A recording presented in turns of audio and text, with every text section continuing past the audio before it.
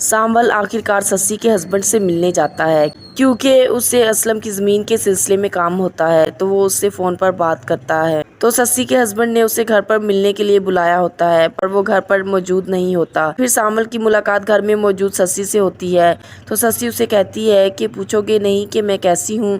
تو سامول کہہ دیتا ہے کہ اتنا بڑا گھر اور پھر نوکر چاکر بھی آگے پیچھے، اتنے بڑے گھر میں رہ رہی ہیں آپ تو ٹھیک ہی ہوں گی، آپ لوگوں کو تو دکھ نہیں مل سکتے نا۔ اب یہاں پر سسی کا دل تو جیسے بند ہی ہو جاتا ہے، وہ کیا ہی بتائے کہ اسے کیا دکھ ہے۔ ضروری نہیں کہ عالیشان گھروں میں رہنے والے کبھی بھی دکھی نہیں ہو سکتے، لیکن سامول تو یہی سمجھ رہا ہے کہ سسی بہت خوش ہے اور اس کے ماں باپ کا فیصلہ شاید ٹھیک ہی تھا کیونکہ وہ اتنا سکون سسی کو کبھی نہیں دے سکتا تھا جتنا اس کا شوہر اسے دے رہا ہے۔ دوسری طرف سامول جیسے ہی واپس آتا ہے تو دیکھتا ہے کہ علی یار اس کے محلے میں آیا ہے۔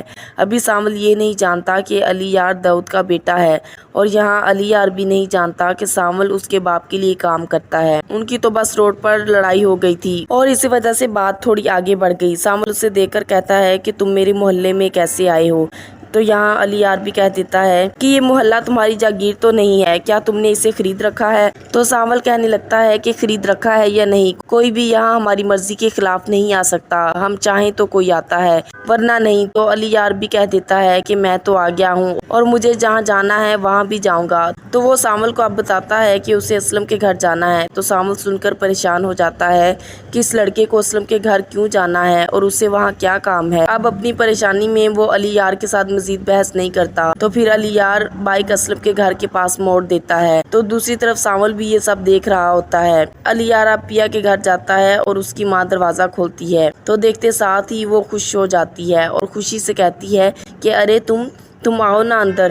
ماں تو بہت زیادہ خوش ہے لیکن باپ بہت زیادہ حیران ہے کہ اب تو میری طبیعت بھی ٹھیک ہے لیکن یہ لڑکا کیوں آ گیا آج، ایسی کیا بات ہے؟ آج تو پیا بھی گھر پر موجود نہیں، وہ تو یونیورسٹی میں ہے۔ تب علی یار بڑے ہی اچھے طریقے سے اور احتراماً بات کرتے ہوئے پیا کا ہاتھ مانگتا ہے تو ماں تو یہ سن کر بہت زیادہ خوش ہو جاتی ہے لیکن باپ حیران ہے کہ یہ لڑکا خود ہی کیوں آ گیا پیا کا ہاتھ مانگنے، آخر ایسی کیا بات ہے؟ ایسے میں پیا بھی جب گھر آ رہی تھی تو گھر کے باہر علی یار کی بائک دیکھ کر تو حیران ہی رہ جاتی ہے اور جلدی جلدی قدم بڑھا کر آگے بڑھنے لگتی ہے۔ اندر آتے ہی وہ وہاں کھڑے ہو کر بات سننے لگتی ہے تو علی یار رشتے کی بات کر رہا ہوتا ہے جو کہ پیا کو بہت زیادہ برا لگتا ہے کہ کہیں یہ بات اس کے باپ کو بری نہ لگ جائے، اور اصل میں پیا کو برا نہیں لگتا، اسے یہ ڈر اور خوف تھا کہ کہیں اس کے باپ کو بری نہ لگ جائے یہ بات اور وہ ناراض نہ ہو جائیں اور اس کے باپ کی طبیعت خراب نہ ہو جائے، اس لیے تو وہ علی یار کو وہاں سے اٹھاتی ہے اور اسے گھر کے باہر کا راستہ دکھاتی ہے اور پھر دروازہ بند کرنے کے بعد وہ اپنی ماں سے مخاطب ہوتی ہے